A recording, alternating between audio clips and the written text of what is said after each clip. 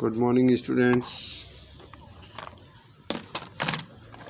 I want to tell you about profit and loss format. Format of profit and loss account.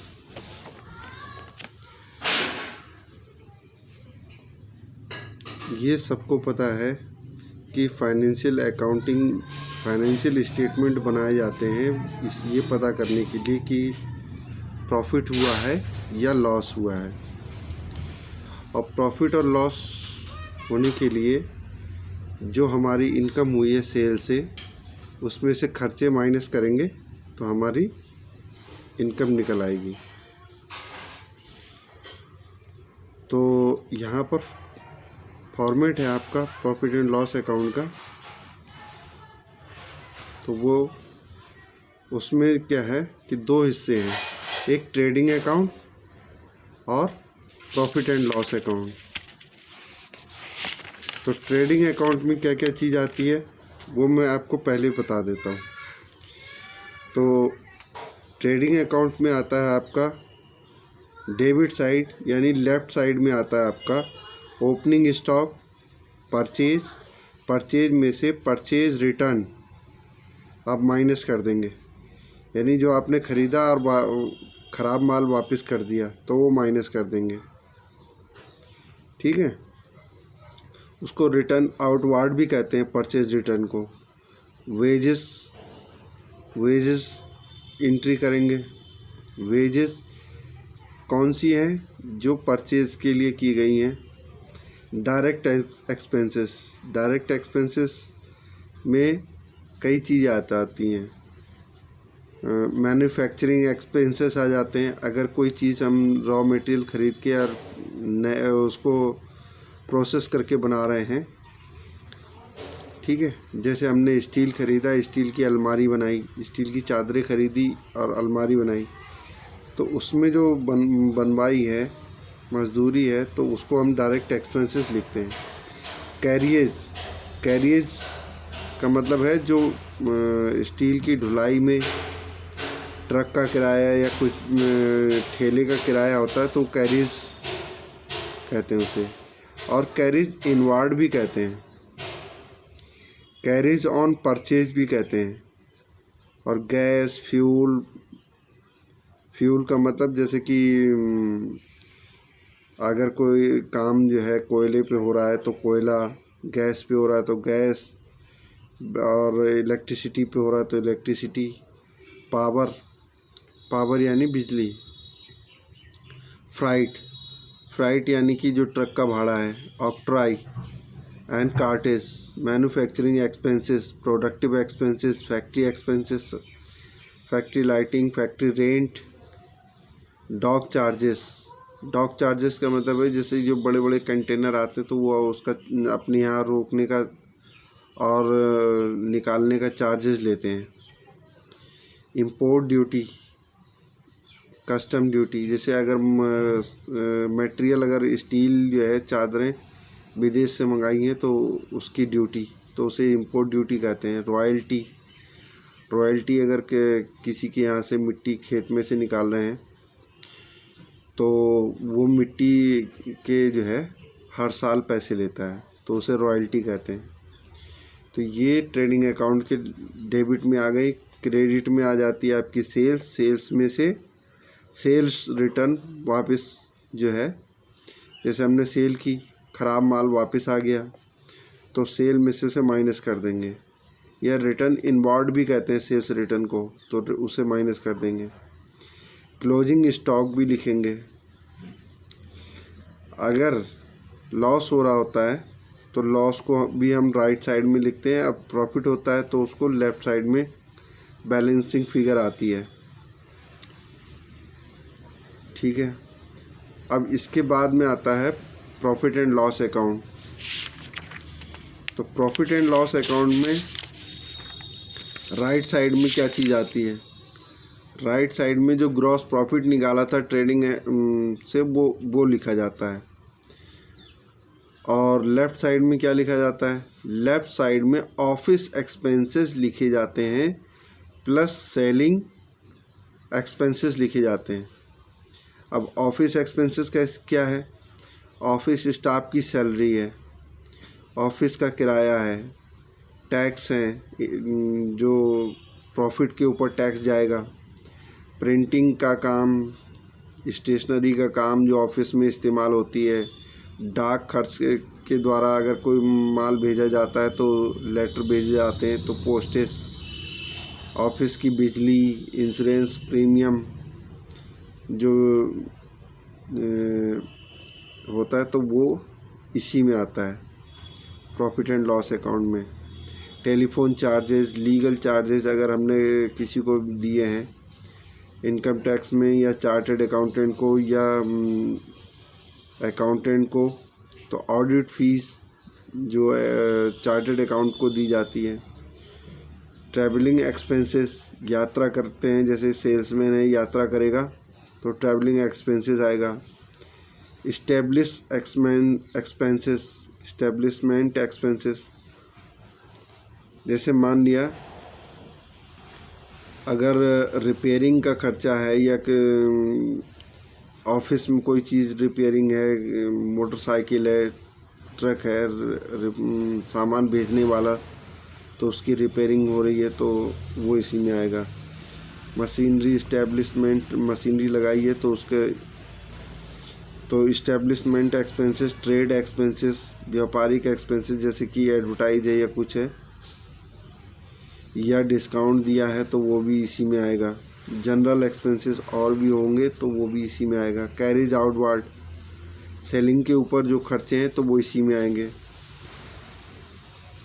Commission अगर हम दे रहे हैं किसी को कि भाई हमारा माल बिकवाओ, ब्रोकरेज अगर किसी को अगर दलाली दे रहे हैं, बैड डेप्ट हो रहे हैं, एक्सपोर्ट ड्यूटी यानी जब हम अपना सामान विदेश भेज रहे हैं तो एक्सपोर्ट ड्यूटी जो लग रही है तो वो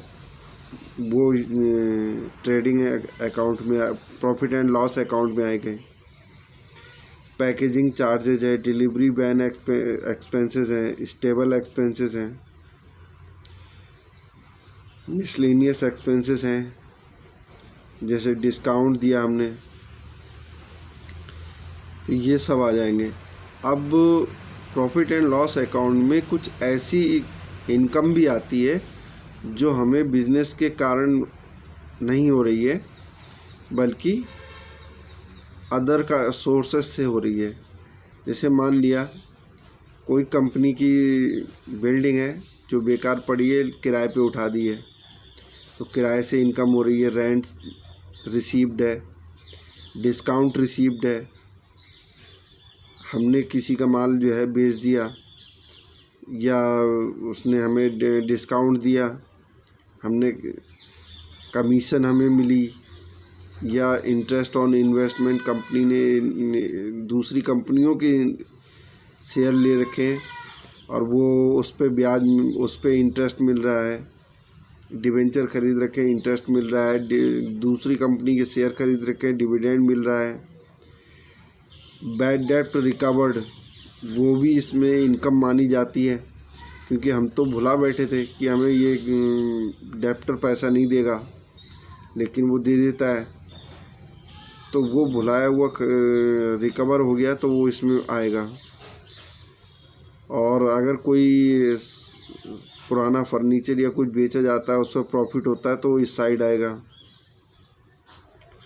income from other sources miscellaneous received, अगर कुछ होगा तो वो इस साइड आएगा। ठीक है, अब मैं आपको इसका फॉर्मेट दिखा देता हूँ, फिर हम प्रैक्टिस करेंगे उसके बाद में। ठीक है,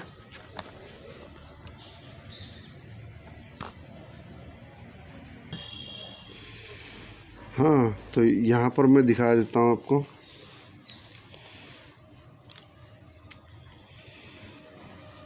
ये ओपनिंग स्टॉक है। अब ओपनिंग स्टॉक क्या होता है, जैसे पिछले साल का जो माल बचा हुआ है तो उसे ओपनिंग स्टॉक कहते हैं।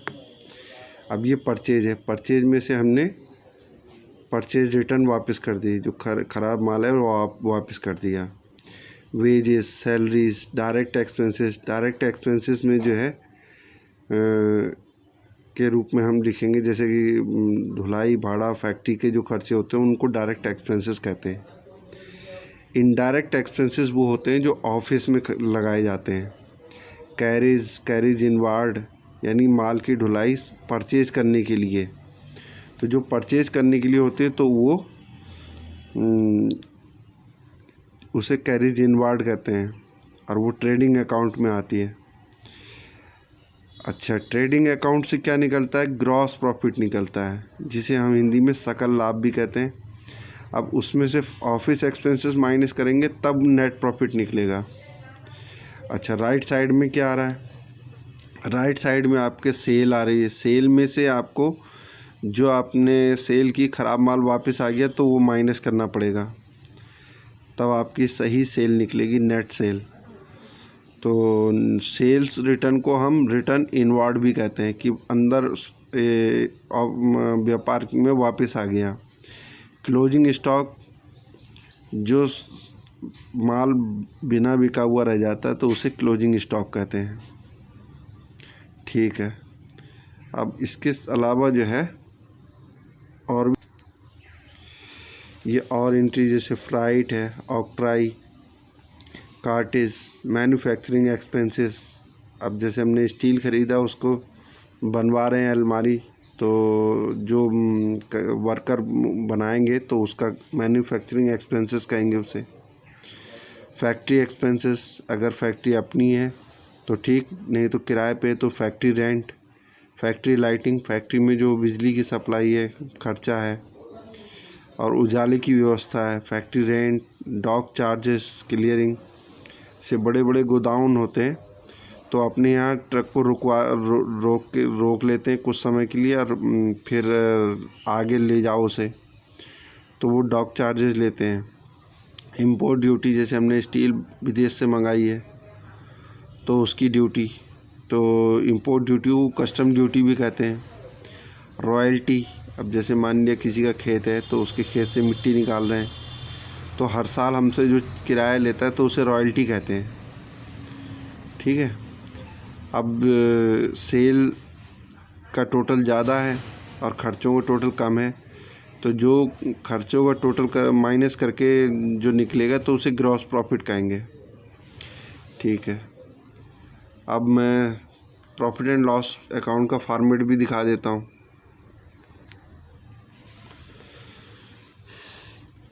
अब राइट साइड में आपके क्या लिया जाएगा? ग्रॉस प्रॉफिट, जो हमने सेल्स में से परचेज के खर्चे माइनस करके निकाला था तो ग्रॉस प्रॉफिट आ गया। अब ऑफिस एक्सपेंसेस लिखेंगे ट्रेडिंग अकाउंट में, प्रॉफिट एंड लॉस अकाउंट में। तो प्रॉफिट एंड लॉस अकाउंट में ऑफिस एक्सपेंसेस के साथ में सेलिंग एक्सपेंसेस भी आ जाएंगे।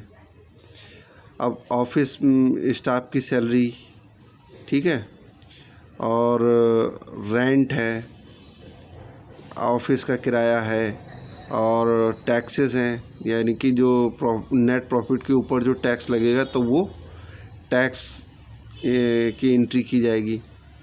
प्रिंटिंग एंड स्टेशनरी, जैसे कोई प्रिंटिंग करवाते हैं या स्टेशनरी के सामान है, बड़े बड़े रजिस्टर हैं तो उनका खर्चा।